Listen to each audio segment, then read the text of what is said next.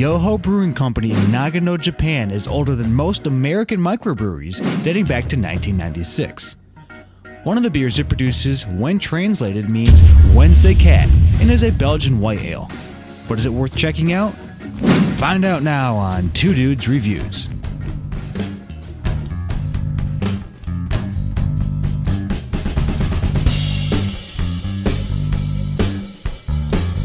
What up, guys? Yeah, today we have, I don't even know how to say it. Hopefully I said it right in the introduction. The Siu no Neko. Don't write in the comments that I butchered the pronunciation. I know that I butchered it. It's a Japanese Belgian style white ale. That's why I picked it up. And it is, I mean, the whole thing's in Japanese, which is, I mean, I saw it at the store. I was like, I gotta try that. I love this. Hopefully, I got the pictures up already. But the can, I love this looking can. It's like it's just, I don't know. It's something about a Japanese brewed Belgian style white ale just really attracted me to it. I mean, it's, as I'm sure I already did in the introduction, it's called Wednesday Cat, translated into Wednesday Cat. But yeah, and it has Braille on the top.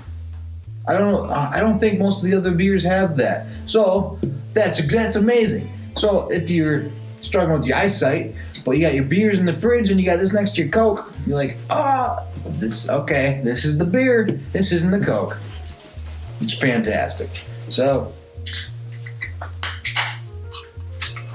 I was pretty excited when I saw this.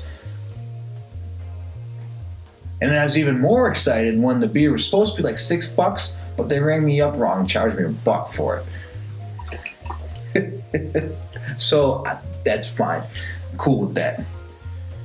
But all right. Let's get into the review. And let's get into the smell. Not too bad. It is, first, I know I don't review it on this, but it is very clear. It is not like a cloudy Belgian white. This is clear. This is like light apple juice clear. So it's obviously heavily filtered. I don't know what the beer brewing laws in Japan are, so I'm not going to try to comment on that, but just FYI, it's very clear. But yeah, you definitely have your orange citrus zest in here. You probably have some spice, some like coriander or something. It smells pretty good. It smells pretty good, to be perfectly honest. It smells like a solidly done Belgian white ale. So I'll recommend it on the smell. There's so many there's so many wheat beers out there now, the mass produced, that just they suck the life out of it. I like this style when it's done like the Belgian style. And there's some fantastic German bit beers too. But sometimes there's some American microbreweries that they suck the life out of it, and they just make like, they sucked it up and then they pour like pineapple juice in it to cover up for how sucky they made it. This one smells pretty good. It smells legit. I can't read any of the writing, so I don't know what they're trying to tell me with the brewing process, other than this beer.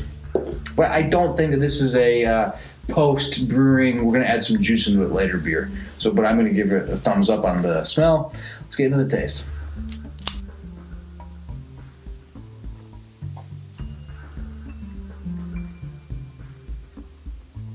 All right.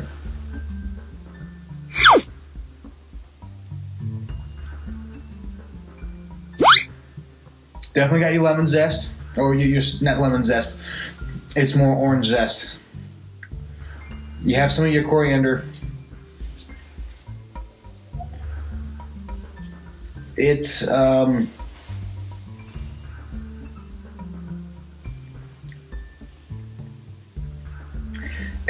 a filtered beer. I almost wish it wasn't. I feel like the taste would be a little more pronounced. Again, I don't know what the rules are for brewing in Japan. I can't say I've had too many micro beers out of Japan, so I don't know. But I feel like the unfiltered might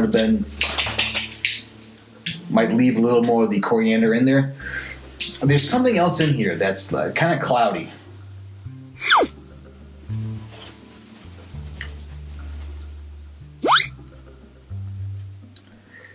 It's like you get a subtle dab of like a barleyness to it. There's just a little sprinkle of something in there.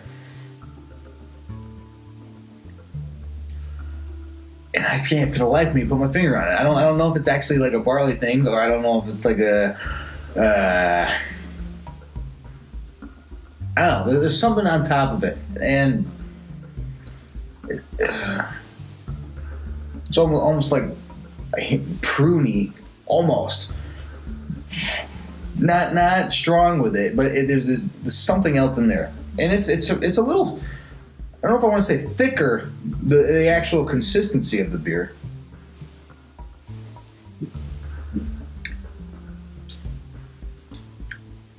Yeah, that's a bit more of a barley-esque to it.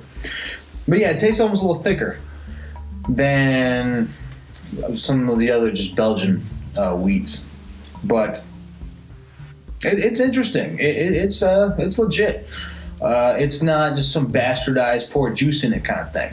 I'm gonna dig it. I mean, if you were at a Japanese restaurant and you're getting like a steak Japanese steakhouse or something, or a sushi bar or whatever, yeah, this would a solid step up over your Sapporo's, not Sapporo, but your other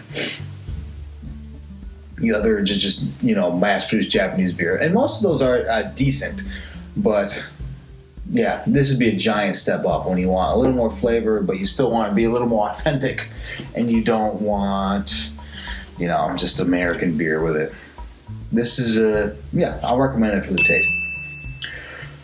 Next category is value for price. This might be a little sticky. I can't really rate it on the dollar that I was charged for it, because if I go back to get it again, I can guarantee you I'm not going to charge $1 for it. They're going to charge me the full, it was like $5.80 for this can. That's pretty steep. Granted, it is, I don't know how micro this is, but it's a smaller produced beer from Japan. So you're going to be paying a pretty good premium for it. The other day, I felt a little bad. I really knocked the hell out of the Jasmine Baby, the Mastigao Jasmine Baby tea lager for the price, because it was like $6, and I just knocked the hell out of it because it was a fine beer. It was very interesting, but I kicked the hell out of it because of the price tag. And the Mastigao, they contacted me. They said thanks for the review and sorry that we have no control over the price. And I felt a little bad. I think I was maybe a little too harsh on them for the price tag, because again, you are coming over. You're being imported through a whole bunch of systems and whatever. So I get it. You got, this smaller produced beer for this. It's still a lot of money, though. I mean, it's still, once you're getting to about $6 for a non-specialty beer that is similar to other things that you can get.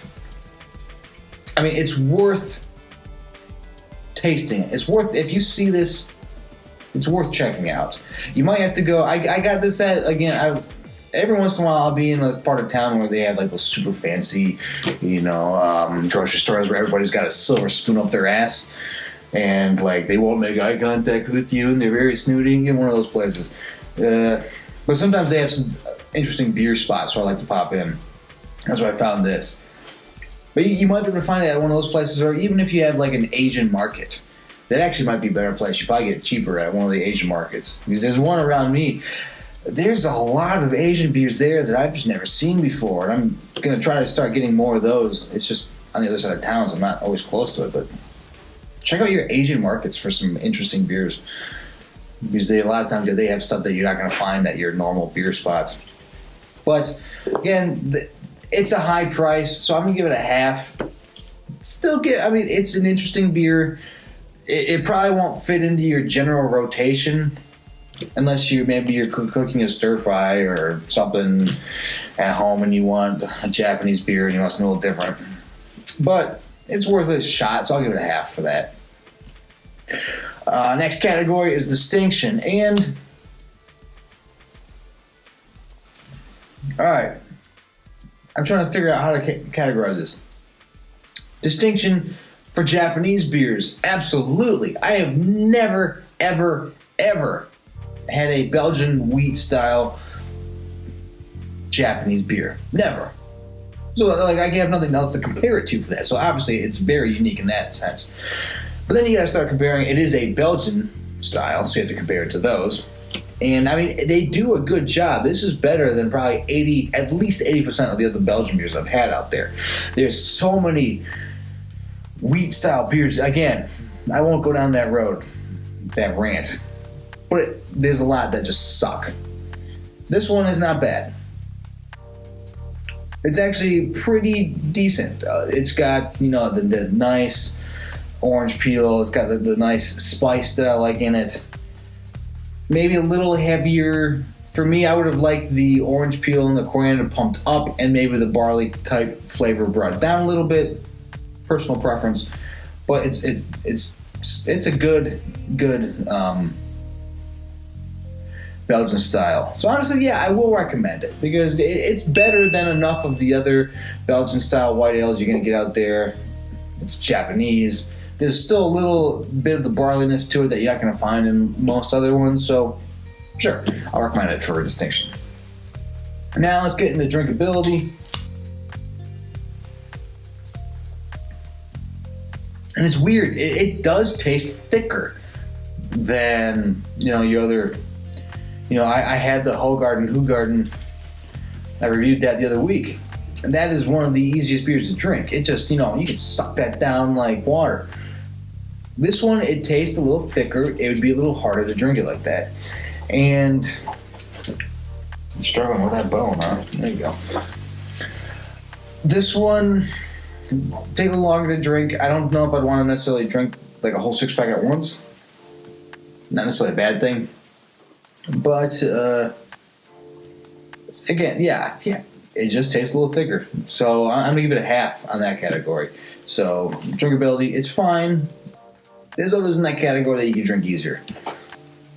Last category is would I buy it again? And this is where that price comes in. It is... even if it's interesting, even if it's worth checking out, it's $6 is $6. I mean, for another $1 or $2, I could get a 6-pack of Hoegaarden. And I mean, what else is there to say about it? But if I'm in a Japanese restaurant and they had this there, and I feel like a beer, and I just don't want the other Japanese, larger produced beers, yeah, I'll go for this. Depending on what the price is. Of course, if it's $6 out of the store, who knows what they're going to charge me there. But yeah, I could potentially see myself buying it at a Japanese restaurant. So I'll give it a half. I probably won't buy it unless I find it for less than $6. I probably won't buy it again. It's already like $5.80. So I guess maybe if I'm out at a grocery store and I see this for like maybe $4, okay, yeah, sure, I'll buy it again, and I'll give it to some friends. Dude, you gotta check this out. This is actually pretty legit. So if I can find it for a little less, I'll buy it again. But so yeah, I'll give it a half for that. But yeah, anyways, that is the review for... I'm not even sure how to say it. This beer. That is the review for this Belgian style white ale out of Japan. If you've had it before, let me know. If you haven't, that's okay. It's one of those things I just kind of randomly stumbled upon, and I was like, I don't know if I'll ever see that again. I'm gonna get it and try it out. So, yeah. And what do you think about just Asian beers and Japanese beers in general? Do you guys like them? Do you guys not like them? Have you found that they're comparable to like American mass-produced lagers, or do you like the Japanese stuff a little better? But let me know, and I'll keep digging around and seeing what other kind of different Asian beers I can find and do some reviews for that. But anyways, that's the review. If you could like and subscribe, that'd be great. Check out the podcast. Excuse me. Check out the blog. The links below. Got a new little segment up. Just beer history. I'll be trying. I don't know if I'll get a new episode every week, but when I have time to continue building up on the history from the genesis of beer up to where we are today, that's probably going to be a very large series. But if you're like me, I find beer history and all that stuff pretty interesting. So anyways, that is a review. Hope you guys liked it. And for myself and for Wednesday Cat, take it easy.